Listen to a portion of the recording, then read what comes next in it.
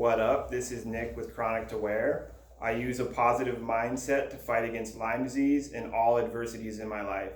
Everything starts and stops up here.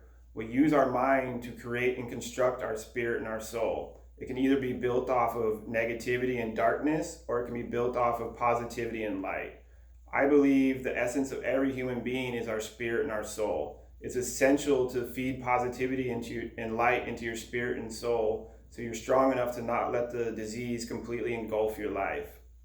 I use multiple things to develop a positive mindset. One of the biggest ones is having a purpose outside of Lyme disease. I have a small company called Chronic to Wear. Every time my thoughts drift into negative waters of despair and grief from Lyme disease, I use my business and I bring my thoughts back to what I need to do to accomplish my goals.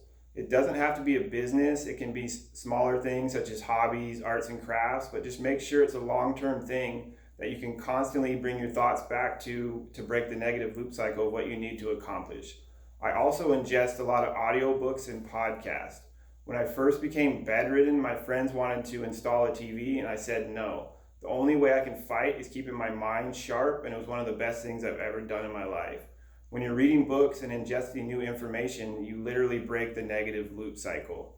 I love books with positivity and overcoming adversity. A couple of my favorite books. One is The Book of Joy by the Archbishop Tutu and the Dalai Lama. It lays out the 8 pillars of joy to live a joyous life.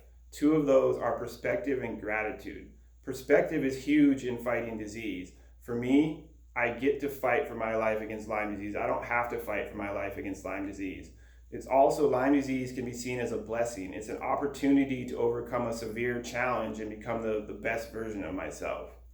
And gratitude is also huge. If we are not grateful for the good things in front of us, no matter how hard it is, it will get worse.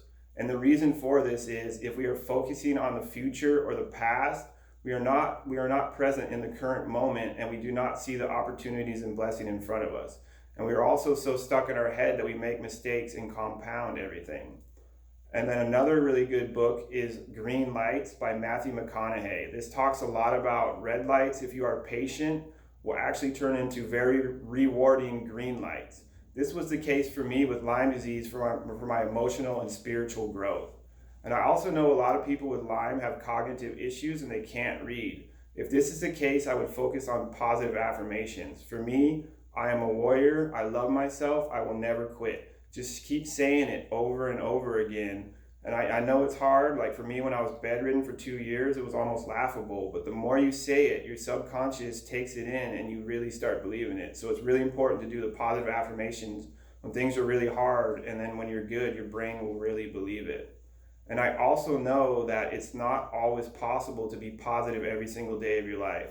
So if there's a day you can't get out of the woe is me from the Lyme disease, or things are just too tough, make it a purposeful day.